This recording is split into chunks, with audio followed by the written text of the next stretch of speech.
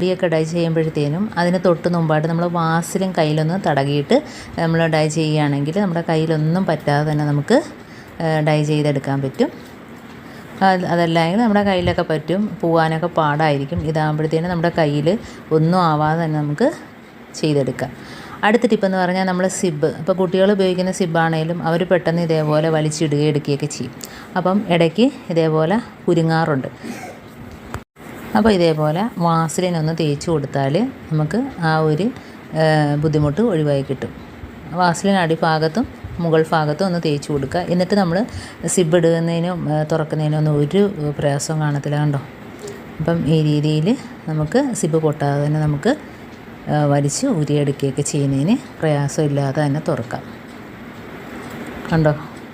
അപ്പം ഇതേപോലെ നമുക്ക് ടൈറ്റായിട്ടുള്ള സിബിനകത്തൊക്കെ ഒന്ന് വാസലിൻ പുരട്ടി കൊടുത്താൽ മതി. അടിഭാഗം അതിനകത്ത് കുടുങ്ങാതെ നോക്കിക്കൊള്ളണം, അതല്ലെങ്കിൽ നമ്മുടെ സിബ് വീണ്ടും പൊട്ടിപ്പോകാൻ ചാൻസ് ഉണ്ട്.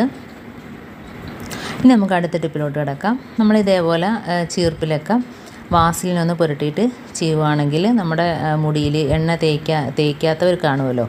അപ്പോൾ അങ്ങനെയുള്ളവർക്കാണെങ്കിലും മുടിയൊന്നും പൊട്ടാതെ തന്നെ നമുക്ക് നല്ല സോഫ്റ്റായിട്ട് തന്നെ ചെയ്യുവാൻ പറ്റും. അതേപോലെ പേൻ ചീപ്പാണേലും അതേപോലെ തന്നെ നമ്മൾ പേനൊക്കെ ചീവി എടുക്കുമ്പോഴത്തേനും നമുക്ക് വേദനയില്ലാതെ തന്നെ മുടിയൊന്നും പൊട്ടാതെ നമുക്ക് വാസലിൻ തേക്കുകയാണെങ്കിൽ നല്ല രീതിയിൽ പേൻ ചീവി എടുക്കാൻ പറ്റും.